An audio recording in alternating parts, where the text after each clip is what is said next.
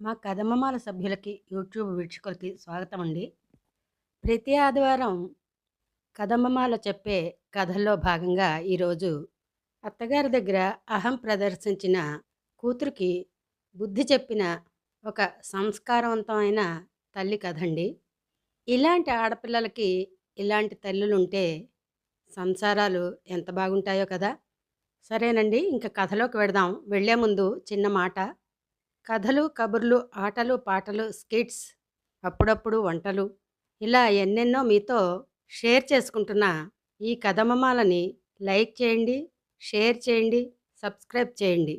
మీ comments కూడా పెట్టాలని కోరుతూ కథలోకి వెడదామండి. అమ్మా, నాన్నగారి సంవత్సరీకం కూడా అయిపోయిందిగా, ఇప్పుడైనా మాతో పాటు వస్తావా అమ్మా?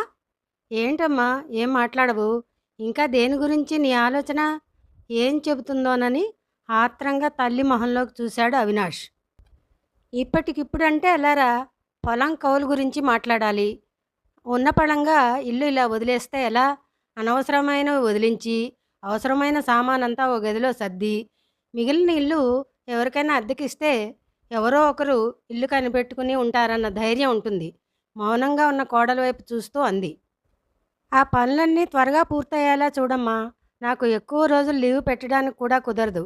మళ్ళీ వచ్చి నిన్ను తీసుకెళ్తాను అన్నాడు. సర్లేరా, నువ్వంతగా చెప్పాలా? నీ దగ్గరికి కాక నేను ఎక్కడికి పోతాను చెప్పు అంటూ మురిపెంగా కొడుకు వైపు చూసింది రుక్మిణమ్మ. వాసుదేవరావు రుక్మిణమ్మ దంపతులకి ఒక కొడుకు, కూతురు. ఉన్న కొద్దిపాటి పొలంతో పాటు మరికొంత పొలం కౌలుకి తీసుకుని ఎంతో కష్టనష్టాలు కోర్చి కొడుకుని ఎంటెక్, కూతుర్ని డిగ్రీ వరకు చదివించారు. డిగ్రీ కాగానే కూతురి అందాన్ని చూసి అవినాష్ ఫ్రెండ్ రేవంత్ ఇష్టపడి మరీ పెద్దలను ఒప్పించి పెళ్లి చేసుకున్నాడు.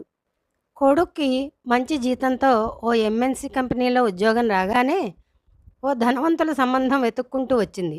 అల్లుడికి కొడుక్కి 5 అంకెల్లో జీతం రావటం, వాళ్ళు జీవితంలో బాగా సెటిల్ అయి పిల్లా పాపలతో సంతోషంగా గడపడం చూసి ఆ దంపతులిద్దరూ ఎంతగానో మురిసిపోయారు. వాళ్ళ సంతోషం చూసి విధికి కన్ను కుట్టిందేమో.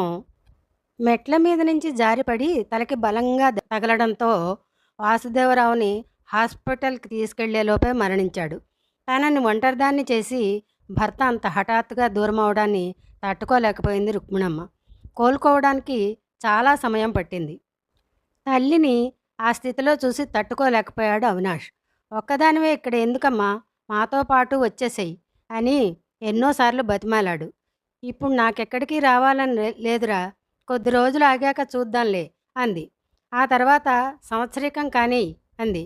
అందుకనే సంవత్సరీకం కాగానే తల్లిని తనతో తీసుకెళ్లాలని అడిగాడు. అమ్మా, అన్నయ్యతో చెన్నై వెళ్ళావంటే మళ్ళీ ఎప్పుడొస్తావో ఏమో. నాన్న ఉన్నప్పుడు ఇద్దరూ కలిసి రావడమే. నువ్వు మా ఇంటికి వచ్చి కూడా ఏడాదిన్నర దాటిపోయింది. పిల్లలు నిన్ను మరీ మరీ అడుగుతున్నారమ్మా, ఓసారి రా అమ్మా అంటూ ఫోన్ చేసింది కూతురు తనూజ. తనూజ ఫోన్ చేసి పదే పదే అడగడంతో తెలిసిన వాళ్ళు హైదరాబాద్ వెళ్తుంటే వాళ్ళతో పాటు బయలుదేరింది రుక్మిణమ్మ. అల్లుడు స్టేషన్కి వచ్చి ఇంటికి తీసుకెళ్ళాడు. బాగున్నారా వదిన గారు అంటూ పలకరించిన వియ్యపురాలు దుర్గమ్మను చూసి విస్తుపోయింది రుక్మిణమ్మ. నిండుగా పుష్టిగా ఉండే దుర్గమ్మ గారేనా ఇంతలా చిక్కిపోయారు? ఎలా ఉండే ఆమె ఇలా అయ్యారేమిటి అనుకుంటూ, బాగున్నాను వదిన గారు, మీరు బాగున్నారా అంటూ పలకరించింది.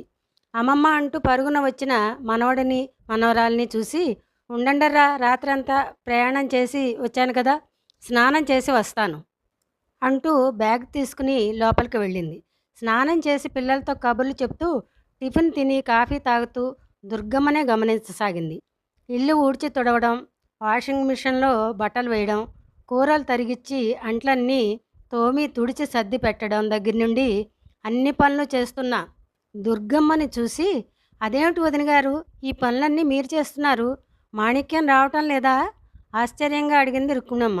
లేదమ్మా, మానేసింది అంది తనూజ. కూతురి సమాధానం విని, ఎందుకు మానేసింది? ఎన్నో ఏళ్లుగా సొంత మనిషిలా నమ్మకంగా పనిచేస్తుంది కదా అంది. ఒంట్లో బాగుండడం లేదని 2 నెలల నుండి రావటం లేదు. మరి ఇంకెవరినైనా పనికి పెట్టుకోలేకపోయావా? ఏదో ఒక రోజో 2 రోజులు అయితే ఎలాగో చేసుకోవచ్చు కానీ రోజు ఇంట్లో పనంతా చేయాలంటే మాటలా? అందులోనూ మీ ఇల్లు చాలా పెద్దది, పైగా ఇంటి చుట్టూ మొక్కలు కూడా పెంచుతూ ఉంటారు. పిల్లలతో ఇంత పని చేయాలంటే కష్టం కదా! చాలామందిని అడిగి చూశాను. ఎవరూ దొరకటం లేదమ్మా. పనివాళ్ళున్నా లేకపోయినా మన పని మనకి తప్పదు కదమ్మా! అని నవ్వింది తనూజ. తానేదైనా పని అందుకోబోతే కూతురుతో పాటు దుర్గమ్మ కూడా అడ్డుపడి చెయ్యనివ్వటం లేదు. ఓ రోజు సాయంత్రం దుర్గమ్మ పెరట్లో మొక్కలకి నీళ్లు పోయటం చూసి తల్లి పక్కన చేరింది తనూజ. అమ్మా, మీ అల్లుడు ఈవిడ గారిని ఇక్కడికి శాశ్వతంగా తీసుకొచ్చేశాడు. ఈ మధ్య ఆరోగ్యం కూడా బాగుండటం లేదు గదా! ఒక్కదానివే అక్కడెందుకు అని తీసుకొచ్చి దిగబెట్టాడు. ఆయన గారికేం పగలంతా ఏసీ గదిలో ఆఫీసులో కూర్చుంటాడు. తప్పనిసరి తద్దినంలా ఈవిడ గారిని భరించాల్సింది నేనేగా! ఇక్కడ నేనేదో ఓపికగా ఉండి అందరికీ చాకిరీ చేసేదానిలా కనిపిస్తున్నానేమో! అందుకే నాకు ఒళ్ళు మండి మాణిక్యాన్ని మానిపించాను. మా అత్తగారికి తను స్వయంగా చేసుకుంటే తప్ప మరొకరు చేసే ఏ పని నచ్చదు. నువ్వు చేసినా మళ్ళీ తను చేసుకుంటుంది. కొన్నాళ్ల పాటు రావద్దు. అంతగా అవసరమైతే నేనే కబురు చేస్తానులే అని చెప్పానులే.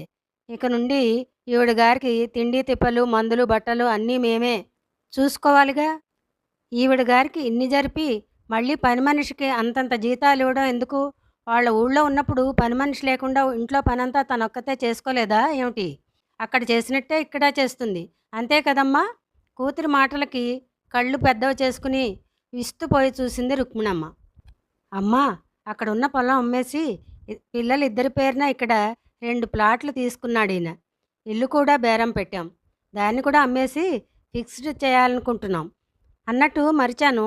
అన్నయ్య కూడా నిన్ను చెన్నై తీసుకెళ్ళాక మన ఊళ్ళో ఉన్న ఇల్లు పొలం అమ్మాలని అనుకుంటున్నాడు.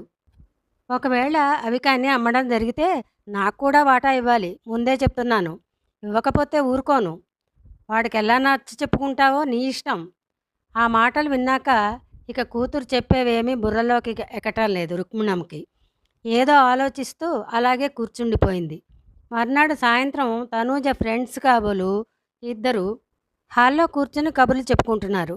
వాళ్ళొచ్చిన విషయం తెలియక ఉతికిన బట్టలు మడతపెట్టి ఎవరి గదుల్లో వాళ్ళు సర్దడానికని హాల్లో నుండి బెడ్రూమ్లోకి వెళ్ళింది దుర్గమ్మ. ఆ తర్వాత పెరట్లోకి వెళ్ళిపోయింది.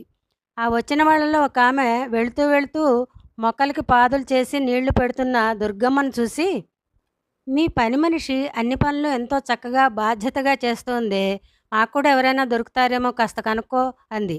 తనూజ ఆ మాటలు విననట్టే వెంటనే టాపిక్ మార్చి వాళ్ళని గేటు వరకు సాగనంపింది. ఇంటికి ఎవరైనా వచ్చినప్పుడు వాళ్ళకి ఎదురు పడవద్దని చిలక్కి చెప్పినట్టు ఎన్నిసార్లు చెప్పినా ఈవిడింతే. చూసిన వాళ్ళంతా పని మనిషా అని అడుగుతుంటే ఏం చెప్పాలో అర్థం కాక చస్తున్నాను.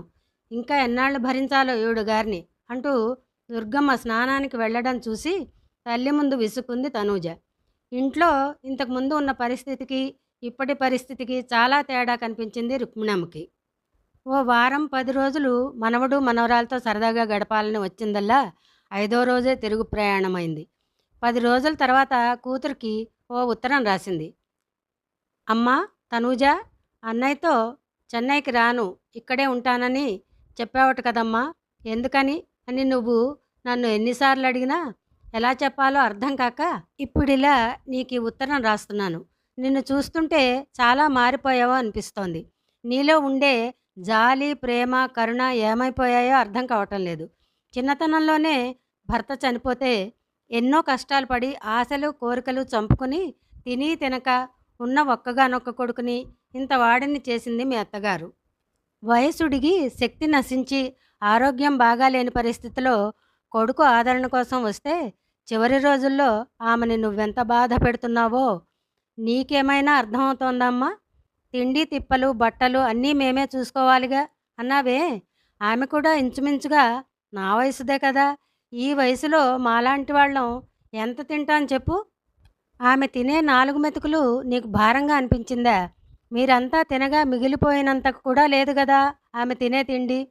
రేపేదైనా నా పరిస్థితి బాగా లేక నీ దగ్గర ఉండాల్సి వస్తే నా గురించి కూడా అలాగే అనుకుంటావా అమ్మా?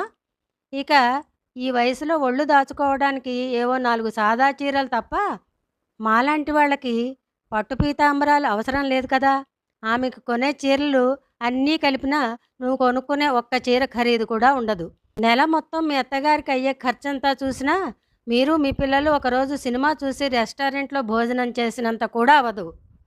అవునంటావా? కాదంటావా? కడుపు నిండా తిండి కూడా తినకుండా 25 ఏళ్ళు కంటికి రెప్పలా కాపాడుకుంటూ ప్రేమగా పెంచుకోబట్టే కదా! నీ భర్త ఈరోజు లక్షలు సంపాదిస్తూ నిన్ను, నీ పిల్లల్ని ఏసీ గదుల్లో ఉంచి, ఏసీ కార్‌లలో తిప్పగలుగుతున్నాడు. అనారోగ్యంతో తన పనే తను చేసుకోలేక కన్నబిడ్డ దగ్గరికి వస్తే, మీ ఇంటిల్లిపాది అందరి పనులు చేయిస్తున్నావే, అది పని మనిషిని మాన్పించి మరీ ఎంత దారుణం! తను రాకముందు నీకు ఇంటి పనికి ఒకరు, వంట పనికి ఒకరు ఉండేవాళ్ళు కదా! వయసులో ఉన్న నువ్వే నీ ఇంట్లో పని చేసుకోలేక, ఇద్దరు పనివాళ్ళని పెట్టుకుంటే, వయసు మళ్ళిన మీ అత్తయ్య ఇంటెడు చాకిరీ ఎలా చేయగలుగుతుందనుకున్నావమ్మా? అత్తగారంటే తల్లి తర్వాత తల్లి లాంటిదని ఎందుకనుకోవు? ఆమె పరిస్థితిలో నేనే ఉంటే ఒక్కసారి ఊహించుకో నీకెంత బాధ కలుగుతుందో. ఇలా అంటున్నా అని కోపం తెచ్చుకోకు. అయినా మాలాంటి వాళ్ళం ఇంకా ఎన్నాళ్ళుంటాం? ఎన్నేళ్ళు బతుకుతాం? ఈ వయసులో మాకు ఉండేది ఒకే ఒక్క కోరికమ్మా. ఉన్న 4 రోజులు కన్నబిడ్డల దగ్గర మనశ్శాంతిగా బతికి, ప్రశాంతంగా తనువు చాలించాలని. కానీ ఈ కాలం ఆడపిల్లలకి భర్తలు కావాలి. వాళ్ళు సంపాదించే లక్షల జీతం కావాలి. వాళ్ళ వెనకున్న ఆస్తులు కావాలి. కానీ వాళ్ళ తల్లిదండ్రులు మాత్రం వద్దు. నోరారా వాళ్ళని అత్తయ్య, మామయ్య అని పిలవడానికి కూడా ఇష్టపడటం లేదు. కారణం వాళ్ళు పరాయి వాళ్ళు.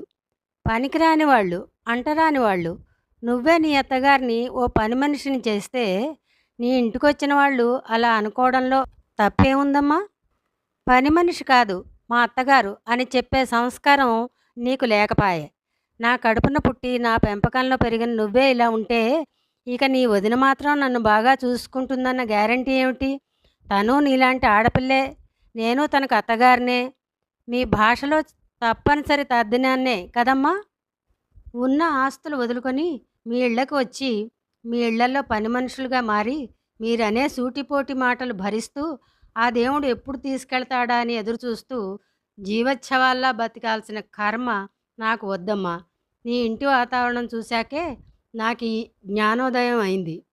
నువ్వే కాదు, ఈ రోజుల్లో చాలామంది కోడళ్ళు నీలానే ప్రవర్తిస్తున్నారు. అందుకే నా కంఠంలో ప్రాణం ఉన్నంత వరకు నా ఇంట్లోనే ఉండాలని, నేను ఉన్నంత వరకు నా ఆస్తులు కూడా అమ్మకూడదని నిర్ణయించుకున్నాను. చివరిగా ఓ మాట. నీలో జాలి, దయ, మానవత్వం అనేవి ఏమాత్రమైనా ఉంటే, ఈ చివరి రోజుల్లోనైనా మీ అత్తగారికి కాస్తంత సంతోషాన్ని, మనశ్శాంతిని కలిగించి, ఆమెలో ఈ అమ్మని చూసుకుంటావని ఆశిస్తూ, కాదు కాదు అభ్యర్థిస్తూ, మీ అమ్మ రుక్మిణమ్మ.